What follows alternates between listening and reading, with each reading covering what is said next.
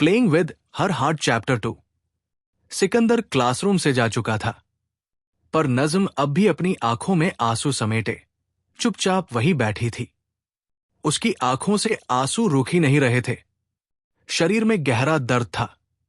उसके कपड़े सिकंदर ने बुरी तरह फाड़ दिए थे। नज्म ने जैसे तैसे पिन लगाकर अपनी ड्रेस को ठीक किया ताकि खुद को ढक सके। सिकंदर की बातें उसके कानों में गूंज रही थी। हर बार मैं तुम्हें इतना ही दर्द दूंगा। नज्म किसी तरह खुद को संभालते हुए धीरे धीरे क्लासरूम से बाहर निकली। हर कदम उस पर भारी लग रहा था। उसे समझ नहीं आ रहा था, शरीर का दर्द ज्यादा है या दिल का। वो छुपते समते कॉलेज से बाहर निकली। डर यही था कि कहीं कोई उसे इस हालत में देख न ले। कॉलेज गेट पर पहुंचते ही उसने एक ऑटो लिया। चलने की ताकत अब उसमें बची नहीं थी। किसी से मदद मांगने की हिम्मत भी नहीं जुटा पाई। ऑटो में बैठते ही उसने पिन से अपनी ड्रेस को दोबारा ढकने की कोशिश की ताकि कोई उसकी फटी हुई हालत न देख ले। रास्ते में वही ख्याल, सिकंदर का डर, सिकंदर की धमकी। उसे यकीन हो चुका था ये सब एक बार नहीं, बार बार होगा।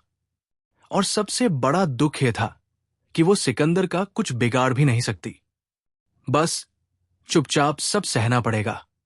उसका पूरा जिस्म कांप रहा था। नज्म जल्दी से जल्दी घर पहुंचना चाहती थी। अपने कमरे में जाकर जी भर के रो लेना चाहती थी। सिकंदर को कोसना चाहती थी। कुछ देर बाद ऑटो उसके घर के सामने रुका। नज्म ने गहरी सांस ली, लेकिन जैसे ही घर के अंदर से आवाज आई, उसका दिल जोर से धड़कने लगा। उसके पैर कांपने लगे। डरते डरते उसने दरवाजे पर झांका और उसकी आंखें चौड़ी हो गई। वो लड़का, वही सिकंदर, जो कुछ देर पहले उसके साथ जबरदस्ती कर रहा था, अब उसके घर में बैठा था। और उसकी मां, वहीदा जी, बड़े प्यार से उसकी खातिरदारी कर रही थी। नज्म के कदम दरवाजे पर ही थम गए। वो सहमी खड़ी थी। तभी अम्मी की आवाज आई, नज्म, वहां क्या कर रही हो? अंदर आओ। सिकंदर, बेटे से मिलो, ये तुम्हें बाहर घुमाने आए हैं। ये सुनते ही नज्म का चेहरा सफेद पड़ गया। सिकंदर उसे देख मुस्कुरा रहा था। ऐसी मुस्कान जैसे कोई मासूम हो, जैसे उसने कभी कुछ गलत किया ही न हो। नज्म की सांसें तेज हो गई। वो बस सिकंदर को घूर रही थी।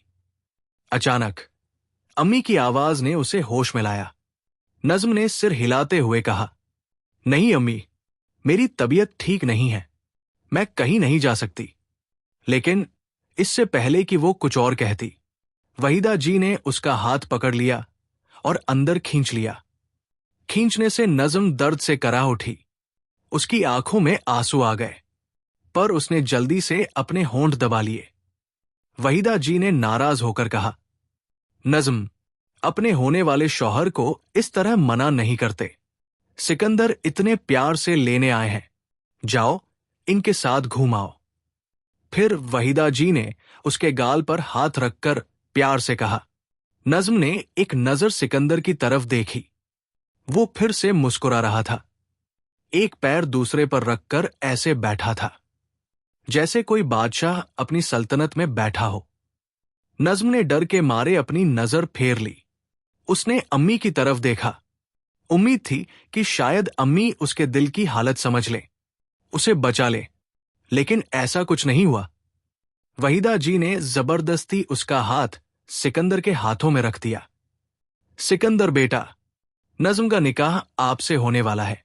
इस हिसाब से आप उनकी मलकियत रखते हैं। आप नज्म को जहां ले जाना चाहें ले जा सकते हैं। जैसे ही वहीदा जी ने यह कहा, नज्म खुद को संभाल नहीं पाई। उसकी आंखों से एक आंसू निकल आया। नज्म सिकंदर के छूने से कांप रही थी, लेकिन वहीदा जी के सामने वो कुछ भी नहीं कह पाई। सिकंदर ने नज्म की कमर पर हाथ रखा, उसे कसकर पकड़ लिया।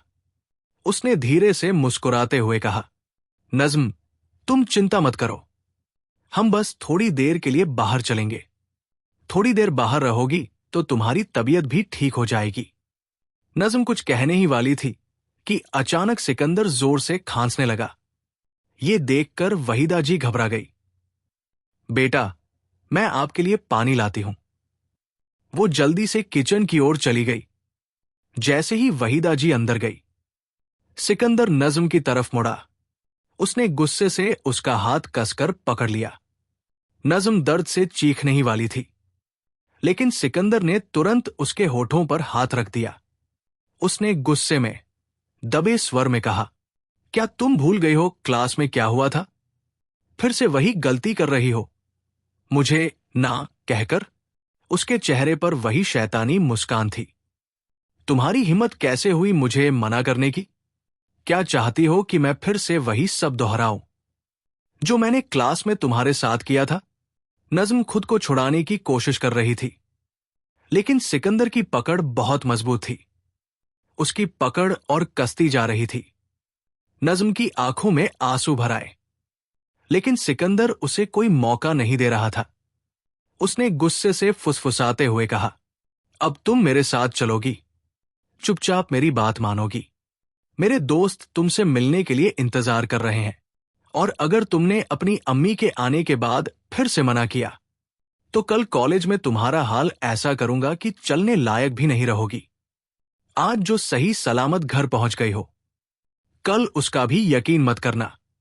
सिकंदर की ये बातें सुनकर नज़म की रूह तक कांप उठी। उसकी आंखों से लगातार आंसू बह रहे थे। उसके होठ अब भी सिकंदर के हाथ से दबे हुए थे। सिकंदर ने नज़म को अपनी ओर खींचते हुए कहा, अम्मी के आते ही कहना कि तुम मेरे साथ जा रही हो, और फिर मेरे साथ ऐसे चलना जैसे कोई आज्ञाकारी गुलाम, क्योंकि तुम्हारे पास और कोई रास्ता नहीं है। इतना कहते ही वहीदा जी पानी लेकर लौट आई। सिकंदर बेटा, ये लीजिए पानी। वो मुस्कुरा रही थी, इस बात से बिल्कुल अनजान कि अभी कुछ देर पहले क्या हुआ था। सिकंदर ने धीरे से नज़म का हाथ छोड़ा और पानी लेते हुए मुस्कुरा दिया। शुक्रिया अम्मी, उसने मीठी आवाज में कहा। कभी कभी वहीदा जी सिकंदर को देखकर हैरान रह जाती थी। शहर के सबसे अमीर घराने से होने के बावजूद उसका इतना विनम्र स्वभाव देखकर वो खुश थी कि उनकी बेटी का रिश्ता इतने अच्छे घर में हो रहा है। सिकंदर ने नज़म की तरफ देखते हुए धीरे से कहा, चलो नज़म, देर हो रही है। नज़म ने कोई जवाब नहीं दिया। वो चाहती थी कि ये सब बस एक बुरा सपना हो और वो जाग जाए, लेकिन ये सपना नहीं था, ये उसकी सच्चाई थी। सिकंदर ने उसका हाथ फिर से पकड़ा और खींचते हुए बाहर ले जाने लगा।